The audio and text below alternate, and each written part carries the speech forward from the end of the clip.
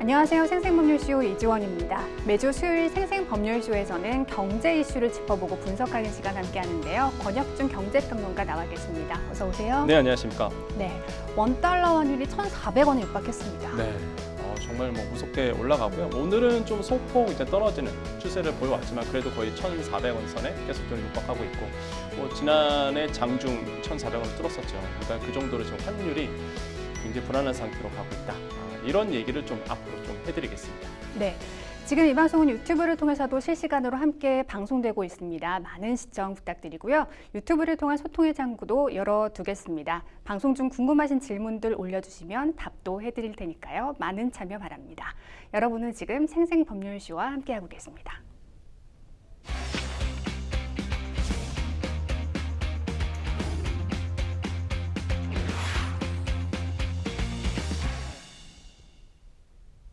생생 코멘트 시작합니다. 요즘 가장 화제가 되고 있는 말은 무엇인지 그 말이 나온 의미와 배경을 짚어보는 시간인데요.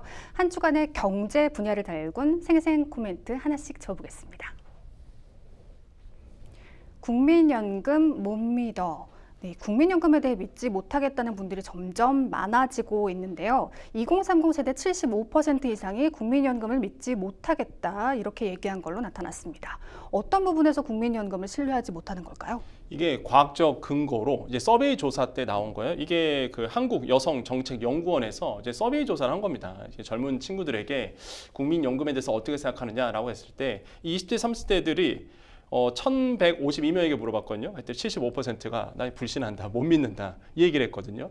그러니까 이게 그 젊은 친구들이 국민연금을 못 믿는다는 얘기가 이 방송 보시는 혹시나 장년층이라든지 저 나이 때 또 계시면은 불안합니다. 노후가 왜 이분들이 또 국민연금을 내줘야 사실상 이제 노후가 우리가 또 노후가 되거나 아니면 지금의 노후 시니어 세대 분들이 연금을 받을 수 있는 구조인데 사실 젊은 친구들이 불안하다 보니까 못 낸다 이런 얘기가 지금 나오고 있는 거군요. 근데 재미있는 현상이 그러니까 20대들이 더 불만이 많을 것 같잖아요. 그렇지 않아요. 이게 20대에서 24세 같은 경우가 한 67%가 못 믿겠다라고 했는데 가장 못 믿겠다라고 응답했던 세대가 바로 35세에서 39세입니다.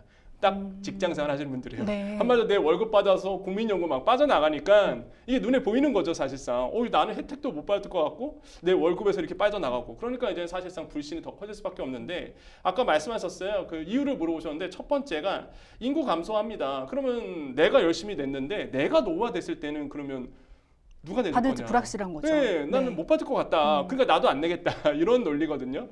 그래서 지금 못 믿겠다 이런 얘기가 나왔고 두 번째가 노후에 국민연금을 받아도 금액이 내가 낸 것보다 너무 많이 적을 것 같다. 이렇게 이제 생각을 하신 거죠.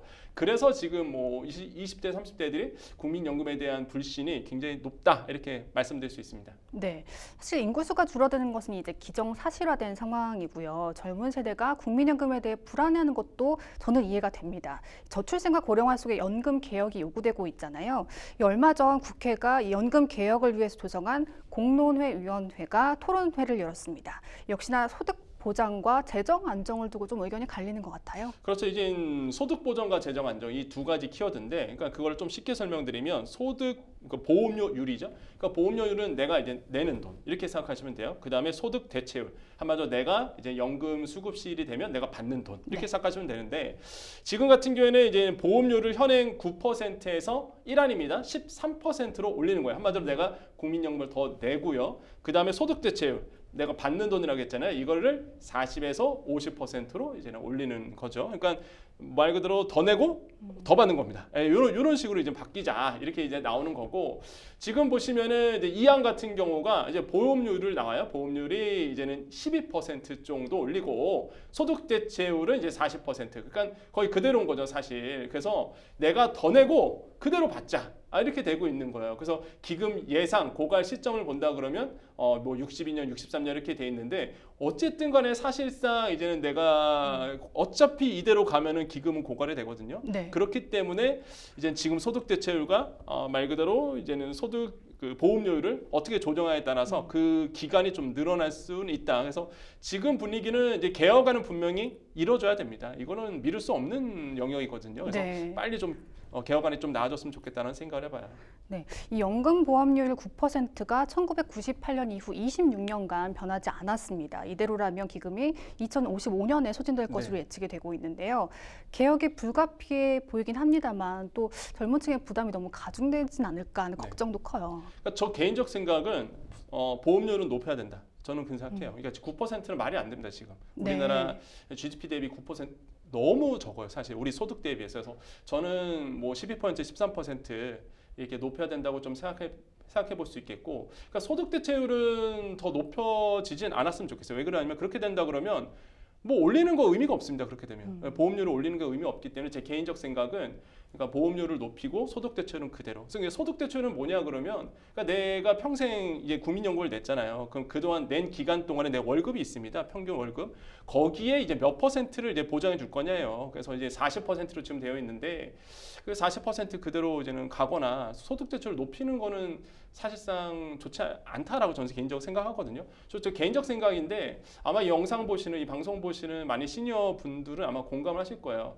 고생 많이 하셨잖아요, 사실. 우리 윗세대 같은 경우에는 지금의 대한민국을 만든 세대거든요. 지금 젊은 세대들, 그러니까 저희 나이대죠. 지금 한 40대 이 분들이 연금 안 내드리면 사실 지금 열심히 젊었을 때 고생하셨던 분들 노후가 보장이 안 돼요. 그래서 저는 솔직히 국민연금 내는 거 기꺼이 내고 있습니다.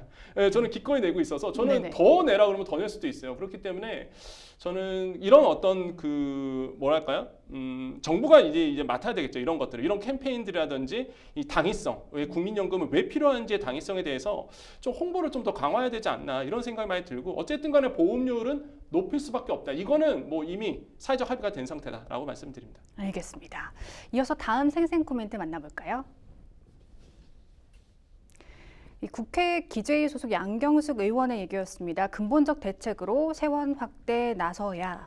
이 정부가 한국은행에서 빌려 쓴 돈이 올해 1분기에만 33조 원 가까이 되는 것으로 나타났습니다. 이를 두고 한 얘기인데요. 평론가님, 이 부분에 대한 설명부터 하고 가야겠습니다. 이 시청자분들이 정부가 한국은행에서 돈을 빌려 쓸 수 있다고 생각할 수 있을 것 같은데요. 네, 빌려 쓸 수 있습니다. 네. 이게 대정부 일시 대출금이라고 하는데, 그러니까 우리가 보통 마이너스 통장 아마 다 이해가 되실 거예요. 마이너스 통장은 내가 한도를 만들어 놓고 은행에서 한도 만들어 놓고 언제 쓰는 거거든요. 근데 이제 정부도 사실 마이너스 통장이 있습니다. 한국은행에다가요. 재원을 마련해 놓고 이거를 이제 언제든지 또 쓸 수 있는 이런 자금들이 있어요. 그래서 일시 차입을 통한 자금을 이제 조달할 수 있게끔 법적으로 이제 구축이 되어 있습니다. 근데 이제는 이 정한 한도가 있을 거 아닙니까? 네. 뭐 마이너스 통장도 한도가 있듯이 정부가 당연히 이제 쓸 수 있는 돈이 한도가 있어요. 그럼 누가 정하느냐? 국회에서 정합니다. 국회에서 딱 정해놨는데 지금 최대 50조 원 정해놓은 상태예요. 예를 들어서 통합개정 40조 원, 양곡관리 특별회계 2조 원, 공공자금관리기금 8조 원 해갖고 딱 50조 원을 만들어낸 거죠. 그래서 여기에서 이제 정부는요 언제든지 또 쓸 수 있는 여유 자금이 되는 거죠. 그래서 이런 부분들이 있기 때문에 지금 초반에 좀 많이 나갔던 부분 이런 것들은 눈에 띈다라고 말씀드립니다. 그러니까요. 정부가 올해 1분기에만 한국은행에서 33조 원 가까이 빌려서 부족한 재정을 메운 것으로 알려졌는데요. 관련 통계가 작성된 2011년 이래 가장 큰 일시 대출 규모라고 합니다. 혹시나 국가 재정 건전성에 빨간불이 켜진 건 아닐까 우려스럽습니다. 재정 건전성 이미 빨간불 켜졌습니다. 사실상. 네. 근데 이제 1분기에 왜 많이 나갔냐라고 본다 그러면 사실 이제 45조 원을 넘는 돈을 썼거든요. 그러니까 50조 원이 딱 마련돼 있잖아요. 그럼 네. 거기서 45조 원을 썼다가 이제 갚아야 되잖아요. 사실 마이너스 통장이니까 사실상. 그러니까 갚았어요. 남은 금액이 지금 33조 원에 이제 육박하고 있는 거죠. 그러니까 이거는 또 갚아줘야 돼요, 계속. 네. 근데 이제는 사실 국가 지금 입장에서 정부 입장에서는 세수가 지금 마이너스 나고 있는 상태인데 사실 좀 어렵다라고 이제 보고 있는 거고 그럼 왜 이렇게 1분기에 많이 나갔냐라고 본다 그러면 일단 경기가 되게 부진합니다. 그러다 보니까 세금이 예상보다 덜 거치고 있어요. 그럼 요즘에 뭐 그렇잖아요. 뭐 부자 감세다 뭐하다 해갖고 사실상 뭐 세수 많이 이제는 세금 덜 내게끔 해줬는데 어쨌든 간에 세수가 덜 거치죠. 근데 두 번째는 연초에 항상 재정 지출을 많이 합니다. 정부는. 네. 어느 정부나 그래왔어요. 그래서 연초에 일단은 재정 지출을 많이 하다 보니 뭐 공공기금도 많이 하고요. 그러다 보니까 재정이 많이 썼죠. 그래서 이제는 뭐 초반에 좀 자금이 많이 나갔다 이렇게 보시면 되겠고 어쨌든 간에 지금 재정 건전성이 항상 문제입니다. 그래서 재정 건전성에 대한 고민들이 아마 정부가 좀 필요할 것으로 저는 생각을 하고 있습니다. 네. 마지막 생생 코멘트 살펴보겠습니다. 이참에 갈아탈까? 갈아탈까 말까 하는 고민은 지하철, 버스 환승부터 자주 가는 단골 가게 갈아타기, 부동산 갈아타기 등 참 많은데요. 뭘 갈아타는 고민인지 보실까요? 최근 쿠팡의 유료 멤버십 이용 비용이 58%나 한 번에 인상된다는 소식이 전해졌습니다. 이참에 다른 이커머스 플랫폼을 이용할까 고민하시는 분들이 많아진 것 같아요. 저는 제 얘기 같아요. 저도 사실 고민하고 계십니까? 네, 저 와우 멤버십인데 네. 솔직히 저는 와우 멤버십 뭔지도 몰랐습니다. 그러니까 이 방송 보신 분들 중에서 이제 쿠팡의 와우 멤버십을 모르시는 분들에서 잠깐 말씀드리면 그냥 월 이제 4,990원을 내면은요. 뭐 쿠팡 플레이부터 OTT 서비스죠. 뭐 다시 보기 서비스 영상 볼 수도 있죠. 그다음에 이제는 와우 클럽 같은 경우에는 또 무료로 또 배송도 해주죠. 무엇보다 당일 배송도 되죠. 굉장히 혜택이 좋아요. 그래서 이제 와우 클럽을 가입하신 분들이 많습니다. 근데 이거는 구독료예요. 월 구독료. 그래서 매월 4,990원이 빠져나갑니다. 근데 이게 올린 지 몇 년 안 됐어요. 2년 4개월 만에 사실 또 한 번 올리는 거거든요. 네. 그러니까 2년 4개월 전에 이미 한 번 올린 거예요. 이게 원래 2,900원 정도 했었다가 한번 4,990원을 올렸다가 이거 지금 다시 한번 또 올리는 건데 그 금액이 좀 큽니다. 7,890원으로 올리겠다. 이러다 보니까 당연히 와우 클럽 멤버십 하시는 월 구독료를 내시는 분들, 저 같은 분들이 고민하게 되는 거죠. 와, 이걸 해야 되나 말아야 되나. 근데 이제 쿠팡이츠의 무료 배달 서비스 때문에 이렇게 네. 확 오른 거 아닐까요? 저는 안 써요 쿠팡이츠를. 그래서 더 이제 갈아타려고 고민을 그렇죠. 하시는군요. 왜냐하면 저는 배달 음식을 아예 안 시켜 먹기 때문에 아, 쿠팡 이츠를 쓸 이유도 없고요. 그다음에 쿠팡 플레이도 안 봅니다. 그런데 이제는 이건 때문에 사실상 뭐 금액을 올리겠다 이렇게 이해를 하시는데 제가 봤을 때는 쿠팡이 이런 것 때문에 올리는 건 아니고요. 올리는 이유는 있어요. 저는 그건 설득력이 있다고 봅니다. 첫 번째가 일단 수익성 강화 차원에서 올릴 수밖에 없습니다. 왜 그러냐면 일단 여러분 그 쿠팡이요. 왜 당일 배송이 가능할까 본다 그러면 전국에요. 물류센터가 우리가 풀필먼트라 얘기하는데 물류센터가 곳곳에 세워져 있어요. 그러다 보니까 주문만 들어가면 제일 빠른 물류센터, 제일 근처에 있는 물류센터에서 당일 배송이 가능한 겁니다. 네. 근데 그 물류센터 누구 돈을 세웠습니까? 쿠팡이 다 시설 투자한 거거든요. 이게 지금까지 10년간 6조 원 이상을 적자가 누적이 됐습니다. 지금 현재 쿠팡은요. 겨우 이제 영업이익이 이번에 처음 나왔거든요. 그러니까 마찬가지예요. 그럼 그걸 다 메꿔줘야 되잖아요. 아, 그럼 이거 갖고는 힘들어. 그래서 구독료를 올려서 메꾸겠다. 그래서 수익성 강화 차원. 두 번째로는 일단 전국 로켓 배송을 목표로 지금 하고 있습니다. 쿠팡은. 왜 그럴까요? 알리익스프레스, 테무가 무섭게 들어오고 있는 거예요. 이거를 있으면 안 되겠네. 그래서 우리가 더 먼저 치고 나가야 되겠다. 그러다 보니까 전국의 물류센터 다 세우겠다. 이렇게 목표를 정했거든요. 3조 원이 필요합니다. 그러면 이제 쿠팡과 알리의 공격을 막아내기 위해서 실탄 쌓아둬야 되거든요. 지금에 딱 올릴 수밖에 없는 구조로 가는 거죠. 그래서 쿠팡은 나름대로 고민을 많이 했을 것 같아요. 그런데 이제 소비자 입장에서 보면 7,900원 너무 세다. 이런 어떤 느낌을 받긴 합니다. 이거는 뭐 팩트다라고 말씀드려요. 그 중국 이커머스인 알리나 테무 같은 경우는 오히려 초저가 전략으로 승부하고 있잖아요. 근데 이런 상황에 구독료를 올린다고 하니까 구독자 입장에서는 더 금액이 크게 느껴지는 것 같아요. 근데 이러한 인상폭이 기업이 마음대로 좀 결정할 수 있는 부분인가요? 지금 58%나 인상이 됐거든요. 사실상 이게 공공재 성정은 아니잖아요. 그러니까 민간 기업에서 가격을 결정하는데 정부가 뭐 배나라 감나라 할 수가 없는 영역입니다. 이거는 뭐 시장에 맡길 수밖에 없는 부분이고 전기, 가스 같은 경우에는 정부가 조절을 하죠. 무언에 컨트롤을 하고 있는데 사실상 이거는 공공재 성적도 아닌 이상에 민간 기업의 가격을 놓고 뭐 건섭할 수 없는 영역이거든요. 그래서 뭐 만약에 쿠팡이 이대로 밀고 나간다 그러면 뭐 7,900원 할 수밖에 없겠고요. 이미 지금 하고 있고 또 이미 멤버십을 하신 분들은 8월부터 인상이 되거든요. 저도 뭐 각오를 하고 있습니다. 지금 그래서 지금 멤버십 하시는 분들은 돈 좀 더 나가겠다라고 생각하는데 근데 아마 여기서 이제 빨리 눈치를 빠르신 분들이 느끼셔야 돼요. 뭐냐면 안 오르는 게 없다. 이제 구독료까지 다 오른다라는 거. 그래서 지금 계속 아마 물건값은 다 오를 수밖에 없는 구조로 갈 겁니다. 그러면 서민들이 힘들어지겠죠. 그래서 이런 경제 흐름들도 같이 좀 보시면 좋을 것 같아요. 네, 이런 가운데 이 쿠팡을 이탈하려는 소비자를 가로채기 위한 경쟁사들의 움직임도 좀 활발해지고 있습니다. membership 가격을 인하하고 혜택을 강화하는 등 유통업계 내 멤버십 경쟁도 더 치열해질 것으로 보이는데요. 어떻게 전망하시나요?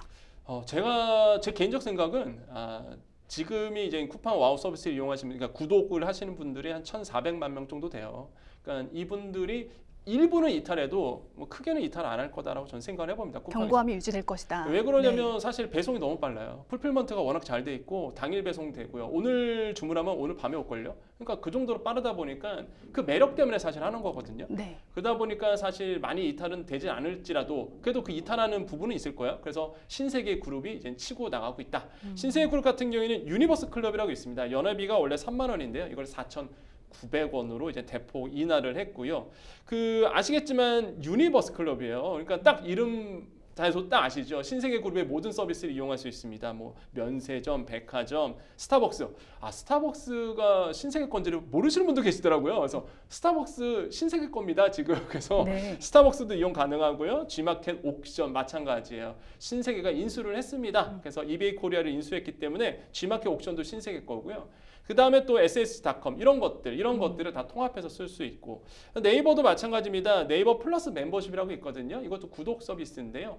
네이버 플러스 멤버십을 15일까지 7월 15일까지 도착 보장 무료 배송 혜택을 주고 있어요. 이런 것도 이제 다양하게 치고 나가고 있어요. 그래서 지금 쿠팡의 그 멤버십 월 구독료를 비슷하게 하고 있는 이런 플랫폼들이 여기서 떨어져 나오는 고객들을 잡기 위해서 지금 열심히 노력은 하고는 있다. 과연 결과가 어떻게 될지, 승부가 어떻게 될지 뭐 지켜보시면 뭐 재미있는 또 싸움이 되지 않을까 좀 생각을 해봅니다. 네, 구독료를 내지만 그만큼의 혜택이 크기 때문에 소비자로서는 매력이 좀 큰 것 같습니다. 네, 지금까지 생생 코멘트 만나봤고요. 저희는 뉴스픽스로 다시 돌아오겠습니다. 여러분은 생생법률쇼와 함께하고 계십니다.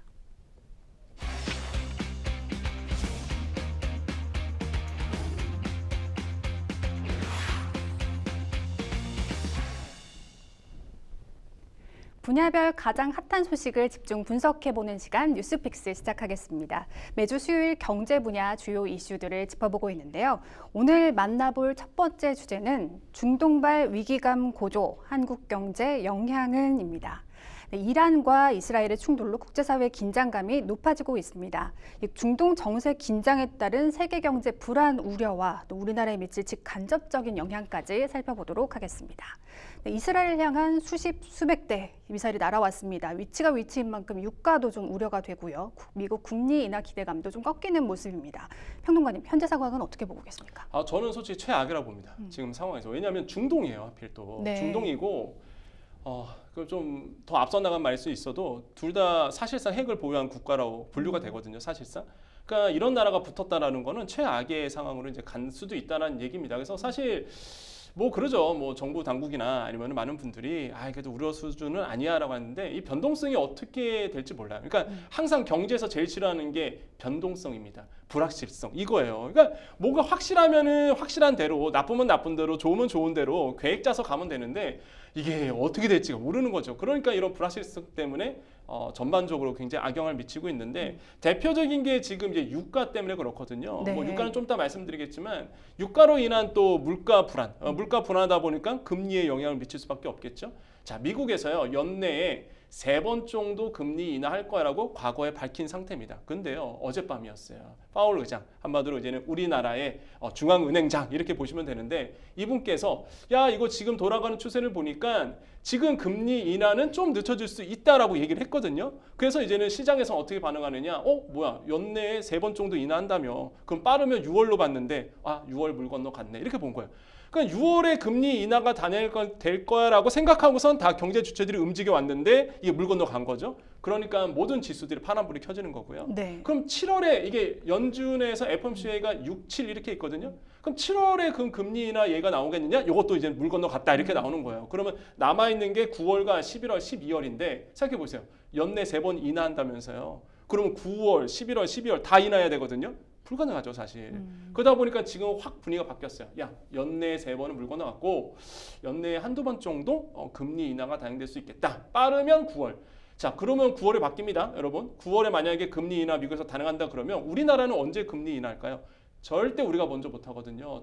지난번에도 말씀드렸다시피 금리의 격차가 2%포인트입니다. 더 이상 벌어지면 안 돼요 사실. 그럼 금리가 미국에서 먼저 떨어뜨려줘야 우리나라도 이제 그거 확인하고 떨어뜨리는데 미국이 지금 계속 딜레이가 된다 그러면 우리나라 금리 절대 못 떨어뜨립니다. 우리나라 금리 안 떨어진다? 지금 고금리 상태에서 위축을 받고 있죠. 왜? 직장인들 금리가 높아졌어요. 내가 왜 월급에서 지금 월세 뭐 대출금 받은 거 원리금 나가고 있습니다. 안 떨어진단 말이에요. 그러니까 당연히 지갑이 얇아지잖아요. 소비 안 하죠. 소비 안 하니까 소상공인분들 힘들죠.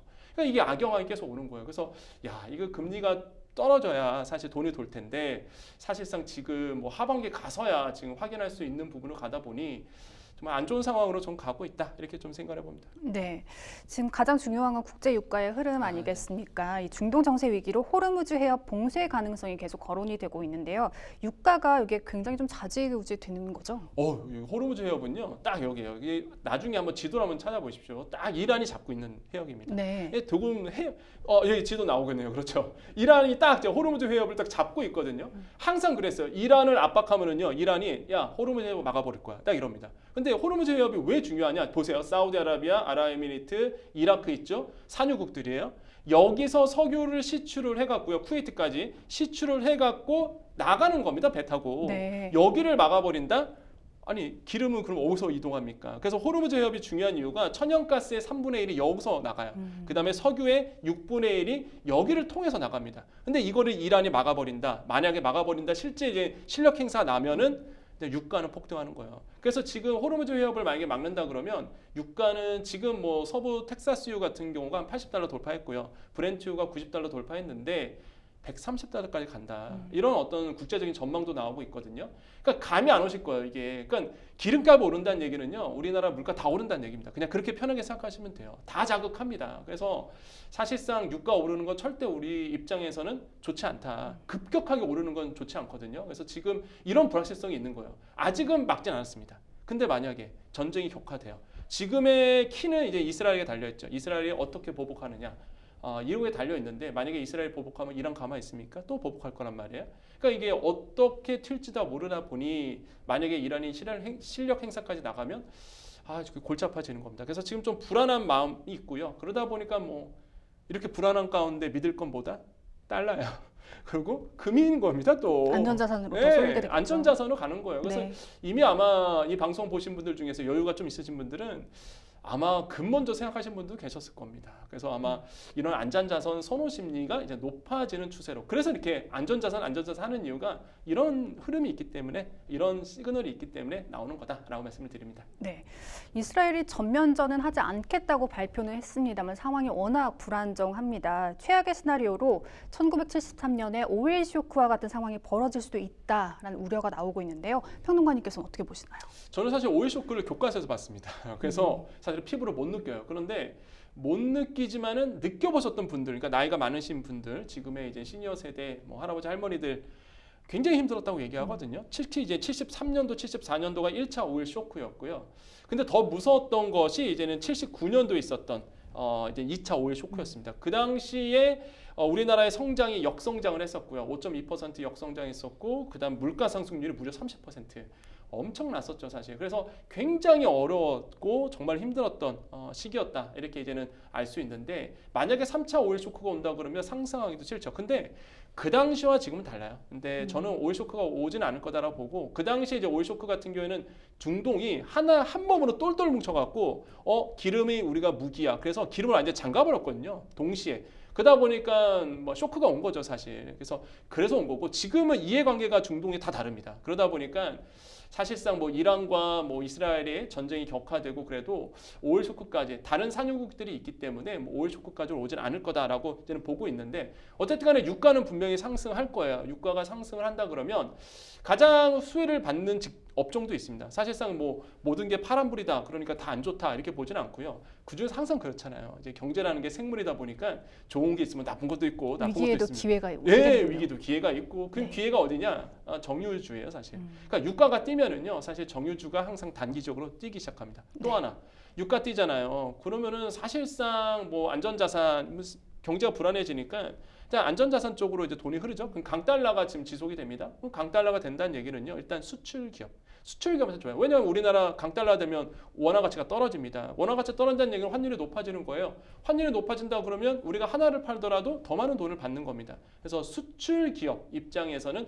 호재가 돼요. 그래서 자동차 섹터가 또 좋은 분위기로 이제 갈 수밖에 없다. 그래서 이런 메커니즘이 있는 거예요. 많은 분들이 물어보세요. 아니 지금 중동 정세 어렵고 다른 지수는 다 파란불인데 어떻게 석유주, 뭐 유가, 그다음에 뭐 자동차 뭐 이런 거는 왜 잘 나가냐? 이런 메커니즘이 있기 때문에 그런 거거든요. 그래서 이런 것들도 잘 파악하시면 좋을 것 같다라고 말씀을 드립니다. 네, 이 국제유가 상승에 따라서 인플레이션 우려도 좀 커지지 않겠습니까? 금리 인하 아까도 짚어주셨지만 네. 우리나라의 금리 인하 시점은 그럼 올해는 좀 어렵다라고 봐도 되는 거죠? 아니요, 금리 인하는 한 번쯤은 분명히 가능할 수밖에 없어요. 지금 워낙 긴축 상태다 보니까 네. 지금 돈이 너무 안 풀리거든요.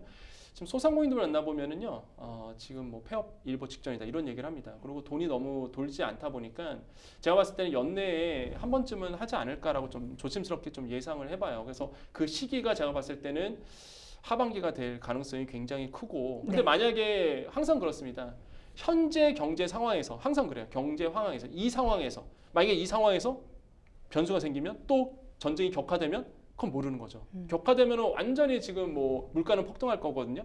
그렇게 된다면 금리 절대 못 내리게 돼요. 그래서 변수가 없는 한 이렇게 되는 거고 항상 그래왔습니다. 6월에 미국이 금리를 내릴 거야라는 것도 그 당시에 변수가 없는 한 근데 변수가 생겼잖아요. 항상 이렇게 경제는 생물이다 보니까 변수가 생겨요. 그래서 만약에 격화되지만 않는다 그러면 이번 연도 하반기에는 한 번쯤은 금리 인하를 단행하지 않을까 저는 그렇게 생각을 하고 있고 그래야만 사실 지금 너무 힘드신 분들이 많다 보니까 네. 그나마 좀 숨을 돌리지 않을까라고 생각을 해보겠습니다. 네, 지금 이란의 보복 공격 이후에 안전자산을 선호하는 심리에 따라 뭐 금값은 급등하고 환율도 치솟았는데 암호화폐 가격이 한때 급락했어요. 네, 그러니까 암호화폐가 급락할 수밖에 없죠. 왜냐하면은 대표적으로 비트코인 좀 얘기를 해드릴게요. 디지털 금 저번에도 제가 한번 말씀드렸지만은 비트코인은 디지털 금이 될 수가 없어요. 왜 그러냐면 이번에 보십시오. 만약에 이번에 전쟁이 격화되고 이란이 이스라엘 공격을 했어요. 본토를 공격했습니다. 근데 금값은 올랐어요. 안전자산 선호심 때문에. 근데 비트코인은 떨어졌습니다. 반대로 갔거든요. 그러니까 이건 디지털 금이 아니라는 거죠. 그러니까 그냥 고위험 자산, 상품 이렇게 이해하셔야 돼요. 지난번에도 제가 말씀드렸다시피 이거는 금융 상품입니다. 이제는 비트코인을요. 화폐는 아니고요. 사실 금융 상품으로 이해를 하시는 게 올바른 접근이라고 저는 보거든요. 금융 상품이기 때문에 그것도 위험 고위험 상품이기 때문에 이거 리스크가 커질수록 변동성이 심해질 수밖에 없어요. 아마 그러실 거예요. 아예 그래도 갑자기 폭락했다가 다시 올랐잖아요. 했는데 그거는요. 홍콩에서 현물 ETF를 승인을 해줬거든요. 비트코인 이더리움을. 고호재 때문에 사실 지탱을 했을 뿐이지 사실상 전쟁 이슈로 해서 폭락한 건 맞습니다. 비트코인이 이 정도인데 알트코인들 다 무너졌거든요. 사실 파란불 들어오고요. 심지어 마이너스 20% 수두룩했습니다. 그러니까 사실상 이젠 코인 같은 경우에는 이렇게 변동성이 심하다라는 것 좀 말씀드린다. 그래서 항상 그래요. 이제 뭐 코인이 나쁘다는 얘기는 아닙니다. 이거를 뭐 하지 말아라 이런 얘기는 아닌데 항상 알고는 시작을 해야 된다. 그리고 정확한 상품이 무엇인지 그리고 이게 금융 상품으로서 이해를 하면은 조금 투자하기가 좀 편한 거죠. 그래서 이런 관점에서 보시는 것이 올바른 접근이 아닐까 이렇게 저는 생각을 해봅니다. 네, 당분간 좀 달러 강세 분위기가 이어질까요? 네, 저는 뭐 강달러 계속 이어질 거라고 보고 있습니다. 뭐 강달러는 어쩔 수 없어요. 지금 안전자산 선호 심리 때문에 이제는 뭐 달러에 대한 수요가 이제 높아질 수밖에 없는 부분이고요. 달러 수요가 이제 높아지고요. 그러면 당연히 이제는 우리의 환율이 좀 문제가 되죠. 장중 지난 1,400원이 넘어섰거든요. 지금은 좀 안정화되고 있어요. 제가 봤을 때는 정부가 구두 개입을 했었고요 이미. 네네. 그다음에 스무스 오퍼레이팅 그러니까 미세 조정이 전 들어갔다고 봅니다 지금. 그래서 그 최상무 부총리가 이미 지금 워싱턴 DC에 가 있어요. 그래서 한미일 재무장관 회의를 했는데 여기에서 아마 제가 봤을 때 어느 정도 얘기가 좀 나왔을 거라고 볼 수가 있겠고 일단은 지금 정부가 지금 환율 당국이 지금 개입을 한 것으로 저는 알고 있고요. 그래서 지금 1,400원 지키기에 지금 나서고 있습니다. 그래서 1,400원 돌파는 아직 안 되고 있고 어쨌든 간에 환율의 불안감은 계속적으로 나올 거다. 이런 점에서 본다 그러면 사실상 안 좋아요. 환율이 높아진다. 그러니까 급격하게 높아진다는 얘기는 왜 뭐가 또 안 좋았느냐 생각해 보십시오. 우리는 더 많은 돈을 주고 사와야 돼요. 물건값을 해외에서. 그렇게 된다 그러면 수입 물가가 높아져요. 우리가 모든 걸 해외에서 들어올 때 더 많은 가격을 주다 보니까 더 많은 돈을 또 소비자에게 전가할 수밖에 없습니다. 그럼 물가가 높아지게 됩니다. 가뜩이나 높은 물가에 더 높아지는 거예요, 물가가. 그래서 사실상 이렇게 강달러 지수, 환율이 높아진다는 얘기는 좋은 점은 사실은 없다. 이런 점에서 좀 안타깝다고 생각을 해보겠고 반대로 달러 받는 분들이 있습니다. 예, 그러니까 예를 들어서 외국에서 달러를 받는 분도 있거든요. 그런 네네. 분들한테는 사실상 미소가 지어지는 거죠. 그래서 네. 뭐 예를 들어서 미국에서 배당을 받는다든지 아니면 미국에서 뭐 달러 받는 분들 꽤 있습니다. 지금 보신 분들 중에서 혹시 유튜브 하시는 분들도 사실 미국에서 달러로 들어오거든요. 네. 이런 분들한테는 좋지. 근데 일반 서민들에게는 사실상 강달러 기조는 지금의 갑자기 환율이 높아지는 거는 뭐 좋지는 않은 현상이다. 안타깝다는 생각을 많이 해보고요. 그래서 이런 점들은 좀 눈여겨 보셔야 되겠다라고 말씀드립니다. 네. 중요한 거는 정부가 지금 개입을 하고 있다. 그래서 좀 정부 믿을만하다 좀 말씀드립니다. 네, 긴급 점검에 나섰습니다. 실제로 산업부는 사태 발생 직후인 지난 14일에 긴급 상황회의를 열었는데요. 일단 이번 중동 리스크가 우리 산업에 미치는 영향이 당장은 제한적인 것으로 보고 있다고 전했습니다. 그 근거가 있을까요? 그러니까 근거는 그거예요. 수출이 잘 되고 있다. 예, 뭐 지금 전쟁 일어난 이후에 수출 통계를 봤더니 뭐 수출이 줄지 않고 계속적으로 잘 돼가고 있다. 그리고 또 하나가 우리가 중동 지역에 의존하는 건 석유밖에 없다는 거죠. 그러니까 우리나라가 예를 들어서 미국에 아니면은 뭐 중국에 많이 의존하고 있습니다. 네. 대중 수출, 뭐 대미 수출 늘고 있는데, 근데 만약에 거기서 문제가 생겼다면 큰 문제겠지만 중동이 우리나라에서 관계 있는 건 석유밖에 없거든요. 그러니까 그런 이유 때문에 이제는 정부는 뭐 그렇게 비중이 3%밖에 되지 않기 때문에 우리가 수출하는 거, 중동 쪽에 수출하는 게 전체 우리 수출의 3%밖에 안 되기 때문에 뭐 그렇게 영향 없을 거다라고 보고 있는데, 저는 좀 반대 입장도 있어요. 왜 그러냐면 그러니까 유가가 높아진다는 얘기잖아요. 말 그대로 이제는 뭐 우리가 중동과 거래가 없다 그러지만 뭐 예를 들어서 미국과 중동의 거래, 전 세계가 사실상 이런 인플레이션 때문에 경제가 위축이 될 수밖에 없거든요. 그렇게 된다 그러면 사실 유가 때문에 이렇게 경제가 위축이 된다 그러면 뭐 직접적인 타격이 아니더라도 전 세계가 위축이 되잖아요. 대표적으로 삼성전자 딜에 안 나갔던 이유가 뭐 사람들이, 전 세계 사람들이 긴축되는 돈이 없는 거예요. 핸드폰 안 사죠. 노트북 안 사죠. 전자제품을 안 사는 거예요. 그러니까 삼성전자가 반도체를 못 팔아서 힘들었거든요. 그러니까 마찬가지예요. 이렇게. 그래서 지금 유가가 높아지고 중동 정세가 불안해지면 전 세계적인 경제에 악영향을 미치게 되고, 그게 또 긴축이 오래된다면 또 우리나라가 수출이 미국에 안 되고 중국에 안 될 수도 있기 때문에 저는 뭐 그렇게 지금 봤을 때 뭐 물론 정부 당국도 골치가 아플 거예요. 얼마나 골치 아프겠습니까? 지금 좀 뭘 하려고 그랬는데 지금 갑자기 전쟁 터지는 바람에 지금 뭐 갈패를 못 잡고 있는 상황이다 보니까 뭐 이해는 되더라도 안심할 수는 없다. 이렇게 좀 생각해 봅니다. 네, 실제로 시장은 예민하게 반응을 하고 있습니다. 국내 증시에 대한 부정적인 전망도 좀 커지고 있는데요. 코스피 2,600선 방어도 힘들 거다, 이런 전망이 나오고 있는데 어떻게 보십니까? 저는 힘들 거라고 보여집니다. 예, 확실히 이제 주가는 떨어질 수밖에 없고, 그러니까 불확실성이 해소만 되면 돼요. 그러니까 예를 들어서 뭐 전쟁이 악화되더라도 예측 가능선에서 움직이면 상관이 없는데 불똥이 어떻게 튈지 모르다 보니까 사실 그 불확실성 때문에 떨어지는 거거든요. 네. 그래서 이런 불확실성만 잠재운다 그러면 뭐 지탱할 수 있었어도 일단은 뭐 하락불은 계속 나올 수밖에 없는 구조로 갈 것이다라고 저는 생각을 하고 있고, 아마 주식 투자하신 분들, 뭐 코인 투자하신 분들은요, 뭐 어쩔 수가 없습니다. 이미 그러니까 전쟁이라는 게 갑자기 터지는 바람에 사실상 손쓸 수가 없었거든요. 네. 그래서 사실상 지금 손해보고 있는 분들은 말 그대로 우리가 버티기 작전 들어갈 수밖에 없어요. 당장 돈이 급하신 분들이 문제인 거죠. 근데 만약에 당장 돈이 급하지 않으신 분들은 결국에는 이제 버티기 작전으로 이제는 갈 수밖에 없다. 그래서 지키기로 이제는 갈 수밖에 없는 영역이고, 제가 봤을 땐 이 전쟁 이슈가 만약에 끝난다 그러면 금리 인하 시그널 분명히 나오거든요. 이번 연도 하반기에. 그러면 다시 한번 성장 모멘텀이 나오기 때문에 그런 점에서 본다면은 역시나 이제는 기다리는 수밖에 없다라고 저는 생각을 해보겠고요. 분위기는 좋지 않을 겁니다. 하지만 버티시는 거, 그거를 좀 말씀을 드리겠고, 아까 말씀드린 것처럼 뭐 그럼에도 불구하고 잘 나가는 수혜주들, 이런 것들을 좀 찾아보시면서 투자를 해보시는 것도 나쁘지 않다라고 생각을 해봅니다. 네, 또 총선이 끝나자 외식 식음료업계 가격 인상이 보란 듯이 좀 시작이 됐습니다. 치킨, 햄버거, 제과 등의 가격이 인상이 됐는데요. 이들 업체들의 가격 인상의 주요 배경으로 원가 부담이 커졌다, 이렇게 말하고 있거든요.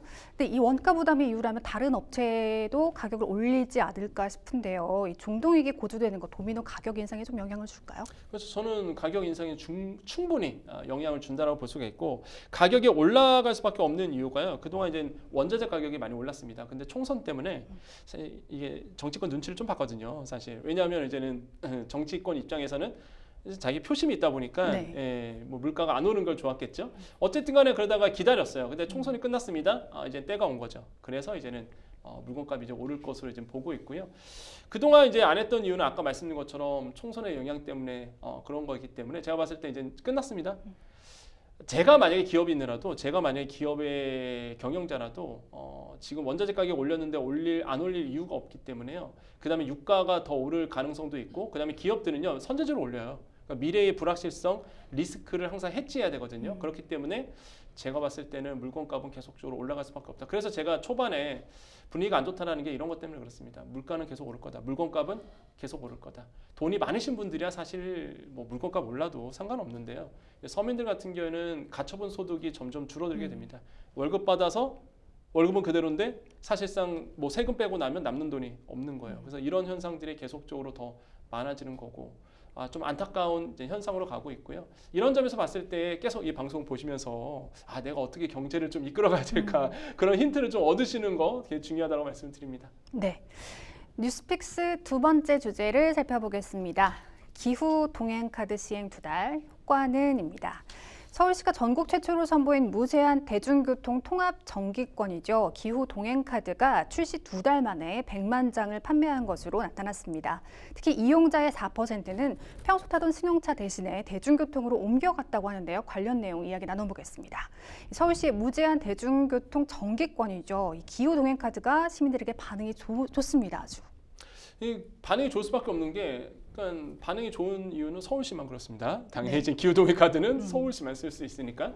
근데 서울시 사시는 분들 좋죠, 당연히. 왜냐하면 62,000원에 사실상 무제한을 탈 수 있고, 따릉이까지 하면 이제 65,000원에 탈 수 있다 보니까 사실상 뭐 무제한은 아닙니까? 저도 잘 씁니다. 대중교통 이용할 실제 때. 쓰고 계시는군요. 네, 저는 이제 모바일로.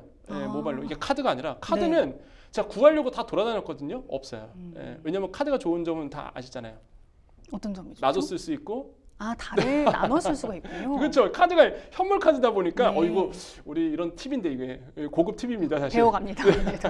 네. 카드가 있다는 얘기는요. 사실 내가 안 쓸 때 와이프도 쓸 수 있고 누구나 쓸 수 있는 거잖아요. 네. 근데 이제 모바일로 기후동의 카드를 만들면 모바일은 내가 항상 지고 다니잖아요. 남한테 줄 수가 없어요, 이게. 네. 그러다 보니까 사실상 이제는 카드가 중요해서 카드가 없어요. 지금 시중에 돌아다니면 카드 다 동났습니다. 이제 다 팔렸고, 그래서 사실상 많은 분들이 이제는 이제 모바일로 이렇게 이제는 보시는 거고요. 그래서 지금 뭐 30일 동안 무제한으로 탈 수 있기 때문에 굉장히 인기는 굉장히 많다라고 저는 생각을 해보겠고, 아마 그 인기는 계속적으로 높아지지 않을까 생각을 해봅니다. 네. 지난 1월 말부터 시범 사업이 시작이 됐습니다. 앞서 말씀드린 것처럼 2달 만에 100만 장이 판매가 됐고요. 특히 이용자 2,823명을 대상으로 설문조사를 실시한 결과 이용자의 4%, 127명은 상시 이용하던 승용차 대신 대중교통을 많이 이용했다고 응답했습니다. 이 4%면 의미 있는 수치 아닌가요? 그러니까 이거를 이제 온실 효과 감축 효과로 본다 그러면, 온실의 감축 효과로 본다 그러면 그 전에 좀 이걸 말씀드려야겠네요. 왜 기후 카드일까? 기후 카드는 사실상 이게 대중교통을 이용하게 되면 자가용을 안 끌고 가시잖아요. 그러면 온실가스 감축에 도움이 된다는 거죠. 그래서 이거를 또 조사를 해봤어요. 또 네. 언론재단에서. 그랬더니 3,600톤의 온실가스를 감축한 효과를 봤다. 이렇게 이제 발표했어요. 그래서 이게 이제 서울시에서 좀 발표를 했는데, 그러면 이렇게 본다 그러면 이게 어느 정도냐? 20년산 가로수 43만 그루가 온실가스 감축한 효과와 동일한 효과라고 합니다. 그러니까 엄청나게 사실상 기후에 도움이 될 수밖에 없겠죠. 그래서 이제는 서울시가 이제 만든 거거든요. 그래서 이름도 기후동행 카드 이렇게 만든 거고, 어쨌든 간에 뭐 친자연적으로 효과는 분명히 있을 거라 보여지고요. 생각보다 저는 이제 설문조사 보고 나서 봤을 때 생각보다 덜 이용하셨던 생각이 좀 있어요. 저는 오히려 이게 더 많이 이용할 줄 알았거든요. 근데 생각보다 덜 이용하신 거에서 아마 제가 봤을 때 교통 패턴을 좀 바꾸는 게 시간이 좀 걸려요. 그래서 아마 점차적으로 이 수치는 좀 늘어나지 않을까 좀 생각해 봅니다. 네, 아무튼 이 교통카드 도입 취지와는 부합이 되는 것 같습니다. 무엇보다 고물가 시대 교통비를 좀 조금이라도 아껴보려는 분들에게는 경제 효과가 과연 개인에게 얼마나 있는지 좀 따져봐야 할 것 같습니다. 실제로 교통비가 절약됐다는 분들이 많으신가요? 네, 있어요. 실제 이제 또 서울시에서 조사를 해봤는데 이게 1인 평균 한 3만 원 정도 절약한 것으로 나타났거든요. 근데 제가 계산해봐도 충분히 그런 것 같아요. 네. 왜냐면 무제한이다 보니까 충분히 이제 3만 원 정도는 세이브되지 않았을까. 20대가 29,000원, 30대가 27,000원, 40대가 28,000원 정도 해서 뭐 60대가 35,000원, 그 다음에 50대가 31,000원 1,000원 정도 이제 세이브 되셨는데, 그러니까 왜 연령대가 갈수록 더 많이 세이브가 됐느냐? 아시겠지만은 이제 장년층 같은 경우에는 지하철 타고 많이 돌아다니시거든요. 횟수가 많으세요. 근데 무제한이잖아요. 그러다 보니까 사실상 이제 더 많은 돈을 세이브 된 거다라고 보시면 되겠고요. 실제 이제 청년층 같은 경우에도 또 아시겠지만 기후동행 카드는 또 청년층에 대한 혜택이 있습니다. 그래서 월 7,000원 정도 추가 할인해 주거든요. 그래서 청년들도 많이 이용하고 있고요. 실제 구매 연령대를 봤더니 이제 20대가 29%, 30대가 28% 정도가 이제는 다 구매를 하셨던 걸로 이제 나오고 있고, 평균 이용 횟수 하루 평균 3.4회 이용했습니다. 그래서 저도 사실 뭐 왕성한 또 사회 활동할 나이잖아요. 그래서 저도 만약에 대중교통 이용하면은요 몇 번을 갈아타거든요. 그래서 저는 기후동행 카드 굉장히 잘 쓰고 있고 너무 좋게 잘 나왔다 이렇게 좀 생각을 해보겠고, 아마 점점 더 뭐 이런 교통 세이브가 되지 않을까 이렇게 생각을 해봅니다. 네. 근데 회사가 서울에 있고 집이 경기, 인천에 있거나 그 반대인 경우인 분들은 좀 고민을 하실 것 같습니다. 과연 나도 기후동행 카드를 쓰는 게 효과적일까 하고 고민하실 것 같은데, 얼마 전부터 김포 시민들도 기후동행 카드를 이용할 수 있게 됐다고요? 네, 그렇습니다. 이제 원래는 그렇게 됐었어요. 그러니까 서울에서 타서 김포 같은 경우는 내리는 건 됐었어요. 내리는 네. 건. 근데 원래는 그건 됐었는데, 근데 김포시에서 타는 게 안 된단 말이에요. 그래서 이번에 된 거예요. 그것도 이제 저 김포시에 사시는 골드라인 있잖아요. 이 골드라인을 이용할 수 있게 된 겁니다. 근데 김포시가 지금 유일해요. 그러니까 원래 서울에서 만든 거고, 그다음에 원래는 사실 서울 수도권, 인천까지 다 확대를 해야 되는데 서울시에서 너무 단독적으로 치고 나갔거든요, 사실. 그래서 저는 처음에 개인적 생각인데 처음에 이제 정부가 K패스라는 걸 만들었었어요. 네. 이번에 5월에 시작합니다. K패스권을 만들었는데 갑자기 서울시가 갑자기 기후동행 카드를 발표하는 거예요. 그래서 저는 이거 정책 충돌인데? 이거 서로 싸움 나는 거 아니야? 이런 생각이 들 정도로 너무 사실 저도 급작스럽게 서울 기후동행 카드가 나왔거든요. 근데 혜택이 너무 좋은 거예요. 그래서 제가 봤을 때 와, 이거 K패스 이거 안 팔리겠는데, 이거 K패스 인기 없겠는데? 라는 생각이 들 정도로, 아니 무제한이잖아요, 사실 무제한. 이게 얼마나 좋습니까? 그래서 이런 부분들 때문에 그렇고, 그런데 이제 단점은 뭐였냐 그러면 서울시만 되는 거죠, 서울시만. 그래서 지금은 이제 확대로 하려고 하고 있어요. 뭐 경기 지역까지 뭐 추후 인천이라든지 군포, 과천, 고양, 하남 확대 예정이긴 한데 아직은 지금 김포만 되고 있고요. 그래서 지금 뭐 기후동행 카드는 정말로 뭐 인기가 있는 이런 어떤 교통 정책으로 이제 자리를 잡아가고 있습니다. 네. 근데 김동연 경기지사는 기후동행 카드 참여 대신에 더 경기 패스를 밀고 있다는데 이건 어떤 건가요? 이게 경기 패스는 뭐냐면 사실상 교통망으로 본다 그러면요 서울, 경기, 인천은 한 그룹입니다. 네. 예. 왜냐하면 사실상 경기도에서 서울 출근하신 분들 엄청 많거든요. 신도시도 많고요. 그런데 이거를 단절시켜 놓은 거예요, 사실 기후동행 카드가. 그러다 보니까 사실 뭐 물론 뭐 정치로 얘기하면 정당도 서로 다르시고 그 다음에 이제 합의가 안 된 거죠, 사실. 네. 그러다 보니까 같이 가진 않았어요 이번에. 원래 대중교통은 같이 가거든요, 경기와 인천이랑 서울시랑. 근데 이번에 이제는 그게 딱 분절이 된 거죠. 그래서 이제는 경기도가 우리는 원래부터 준비하고 있었다. K패스랑 연계해서 더 경기 패스라고 이제 준비했는데 사용 지역은 전국이에요, 이거는. 서울시 말고 경기도에 사시는 분들이 서울도 이용하고 다 이용할 수 있고요. 혜택이 월 20일에 이용 시 청년 19세에서 39세입니다. 39세 이렇게 되고요. 청년이 30% 할인받을 수 있고요. 저소득층 53%, 일반이 20% 요금 환급을 이제는 받을 수 있는 구조로 되어 있고요. 특징은 전국 모든 대중교통수단 포함해서 가능해요.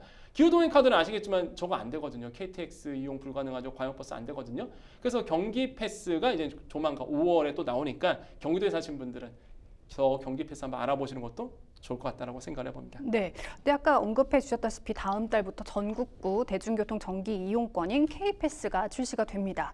기존의 알뜰 교통카드가 전환이 되는 건데요. 사실 기후동행카드가 출시된다고 했을 때 K패스가 나오는데 굳이 또 기후동행카드가 출시돼야 하냐 이런 얘기가 많았거든요. 그렇죠. 저도 그때 그랬다니까요. K패스 이제는 작년이었으니까요.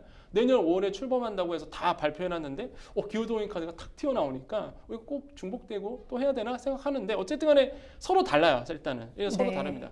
K패스권 같은 경우에는요 정액권이 아니에요. 이게 서울 기후동행 카드 같은 경우에는 이제 정기권이잖아요. 사실 딱 정해져 놓고 네. 월 얼마 계속 내는 건데 사실 이제는 K패스권 같은 경우는 중앙정부가 하는 거 같은 경우는 할인 차감 방식입니다. 그리고 이제는 원래 아까 말씀한 것처럼 알뜰교통카드라고 있다고 했잖아요. 사실 그거는 조금 불리했어요. 그러니까 알뜰교통카드는 내가 이동 거리를 잽니다. 이동 거리를 잴 수밖에 없고 특히 시니어분들은 불편했어요. 왜냐하면 항상 그걸 터치해갖고 이게 시작 버튼 누르고 종료 버튼 눌러야 되는데 어플리케이션 없으신 분들, 핸드폰 잘 못 다루시는 분들 못했거든요. 다 없앴어요. K패스 거는 말 그대로 그냥 이동 거리에 상관없이 무조건 그냥 내가 쓴 금액에서 할인해 주는 방식이 겁니다. 그리고 카드 회사에서 또 할인을 해줘요. 그래서 저는 제가 봤을 때는 K패스가 나쁘지 않다 조건이라고 좀 말씀을 드리겠고, 그래서 지금 보면은 어쨌든 간에 지금 시장에서는 K패스권을 지금 기대하는 분도 굉장히 많다. 그래서 5월을 저도 좀 5월을 기대하고 있습니다. 그래서 네. 서로 비교해 보면서 좀 유리한 걸로 쓰려고 이제 생각을 하고 있어요. 네, 그럼 수도권에 사는 시민들은 더 고민이 많아지셨을 것 네. 같습니다. 대중교통의 경우 매일 요금을 내니까 조금이라도 좀 나에게 이득이 되는 걸 사용하고 싶거든요. 어떤 부분을 좀 더 꼼꼼히 따져봐야 하는지 조언해 주신다면요? 저는 이렇게 생각해 보세요. 그냥 금액을 좀 정해드릴게요. 한 7만 5천 원 정도. 그러니까 7만 5천 원 정도를 기준으로 해갖고 구분을 하시면은 이제 될 것 같다라고 네. 이제 말씀을 드리겠고, 만약에 7만 5천 원 정도 초과한다 그러면 이제 기후동행 카드가 난 거고요. 뭐 7만 5천 원 이하다라고 본다 그러면 K패스권이 더 낫다 이렇게 보시면 되겠어요. 물론 이거는 서울시에서 이동하신 분들입니다. 그래서 실제 이제는 여기 나오죠. 뭐 7만 5천 원 기후동행 카드가 유리하다 이렇게 나오는데, 그래서 그렇죠. 이하일 때는 K패스가 이제 유리하고요. 그래서 이렇게 좀 구분하시면 돼요. 그래서 지금 자막에는 7만 7,500원 이렇게 나오는데 그 정도 한 7만 5천 원에서 7만 7,500원 이하이면은 K패스가 이제 좀 유리해요. 그래서 요거를 이제 잘 구분하시면 돼요. 그래서 아마 제가 봤을 때 5월에 되면은 K패스권 나오고요. 그 다음에 더 경기 패스 나오죠. 인천도 있어요. 인천 아이패스라고 있는데 요것도 이제 5월에 다 나옵니다. 그러면 비교를 해보시는 게 좀 권유드려요. 그러니까 서로 한번 만들어 보시고, 뭐 만드는 건 돈이 안 드니까, 그래서 카드를 한번 만들어 보시고 한 달은 한번 뭐 K패스 권을 한번 이용해 보시고, 또 한 달은 만약에 서울시에 계시는 분들은 뭐 기후동행 카드 한번 이용해 보시면서 결국에는 내가 중요한 건 얼마나 이용하냐예요. 내가 얼마나 이용하느냐. 왜냐하면 K패스 권은 이용 금액에 대해서 이제 할인해 주는 방식이다 보니까 내가 얼마를 이용했을 때 더 유리한지를 한번 계산해 보시면 나오지 않을까 생각하고요. 또 국토부 K패스 같은 경우에는 마찬가지입니다. 4호 환급으로 되어 있고요. 그 다음에 더 경기 패스도 4호 환급이고, 그 다음에 인천 아이패스 4호 환급이고, 서울시 동행 카드는 아까 말씀드린 것처럼 정기권이거든요. 이게 큰 차이가 있는 거예요. 그리고 무엇보다 할인율도 다르고, 그리고 청년들 같은 경우에는 K패스권 같은 경우 더 많이 할인해 줍니다. 네. 그다음에 저소득층 더 많이, 거의 50% 할인해 주거든요. 환급해 주거든요. 굉장히 좋죠. 그래서 이런 것들도 보시면서 꼭 활용해 보시기를 좀 권유드리겠습니다. 네. 7만 5천 원 기준으로 나에게 어떤 게 유리한지 좀 판단을 해보시면 될 것 같고요. 좀 이러한 교통패스가 서민 경제 부담을 줄여주는 의미도 있지만 기후, 환경을 위한 첫걸음입니다. 세계 곳곳에서 이러한 대중교통 정기 이용권 사업을 진행하는 것으로 알고 있는데요.